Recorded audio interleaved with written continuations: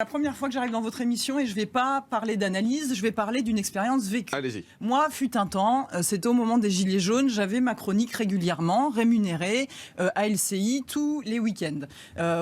Les Gilets jaunes arrivent et moi, il se trouve que le mépris de classe, je le vois, mais en direct. C'est-à-dire que je le vois dans les expressions, je le vois dans les mots et je me permets de le dire. Et il y avait peu de chaînes à l'époque, la vôtre faisait parler des Gilets jaunes, Exactement. mais c'était pas du tout commun et pas du tout sur LCI. Donc moi, je me permets de dire en direct, mais vous voyez, le mépris de classe, il est tellement visible, vous pouvez pas réduire les Gilets jaunes à juste des gros beaufs qui vont dans la rue et qui gagnent 1000 ou 2000 balles par mois. Donc là, je sens que je mets un gros malaise sur le plateau.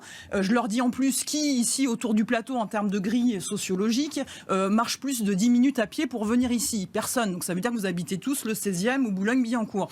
Bon, et ben là, qu'est-ce qui s'est passé pour moi? Sortie de plateau direct, Élodie, ça va pas. Qu'est-ce que tu as sorti là? Est-ce que tu es au courant de sur quelle chaîne tu es?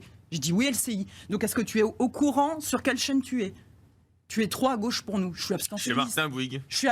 Et donc voilà, vous soulevez le point que je veux dire. Pour moi, la question gauche-droite, elle n'a pas tellement d'importance. En fait, c'est à partir du moment où vous remettez en cause l'actionnaire, parce que c'est lui qui vient payer la chaîne et c'est lui qui vient contrôler les contenus de ce qu'ils sont dit. C'est la même chose pour Le Monde. C'est la même chose pour les médias.